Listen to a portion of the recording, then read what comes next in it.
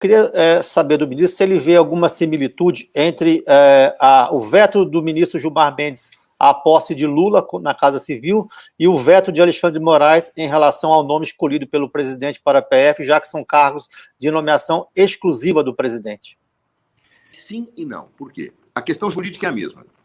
Abstratamente, é a mesma discussão. Controle de ato administrativo por desvio de poder, né? Isso é absolutamente... Até me surpreendi com alguns juristas falando que isso é ativismo. Não é nada. Nem é do Gilmar, nem é do Alexandre de Moraes. Isso é ativismo. Ou seja, a ideia do desvio de poder ela é consagrada na doutrina desde o direito francês há décadas. Doutrina, jurisprudência. Tá?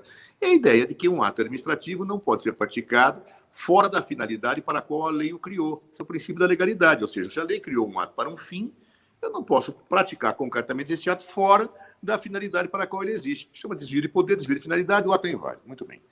A tese jurídica que apreciou o caso de nomeação de Lula e que apreciou o de Alexandre de Moraes é a mesma. Os fatos é que são diferentes. É aí que eu acho que existe a diferença. Certo? Por quê? Como eu disse, há um conjunto de indícios que demonstra claramente o desvio de poder praticado por Jair Bolsonaro.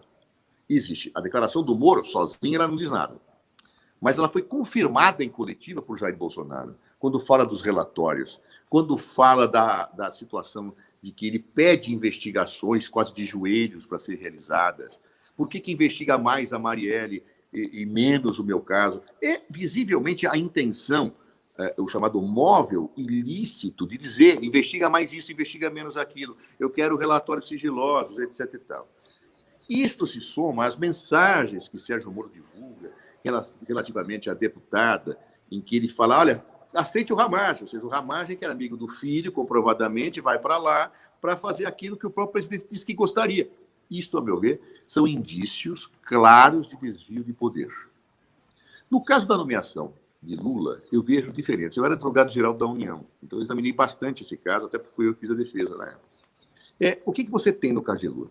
Primeiro, tem uma prova ilegal de uma gravação divulgada ilicitamente por Sérgio Moro. Isso já tiraria essa prova de plano. Mas vamos considerar, superando que ela não fosse ilegal, porque ela já teria que ser examinada, ela não pode ser examinada, é prova ilegal.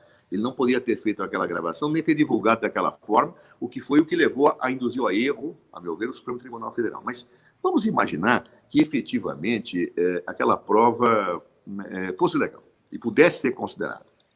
Vamos lá. Aquela prova em si, ela descontextualiza uma conversa que para nós era evidente, porque naquele momento se sabia que Lula relutava em assumir o cargo, porque ele não queria que passasse a ideia que ele estava fugindo da prisão.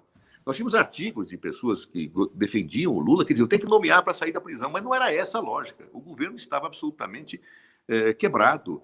Críticas, inclusive, do próprio PT ao governo. Nós precisávamos recompor nossa base, e a única liderança que poderia fazer aquilo naquele momento era Lula.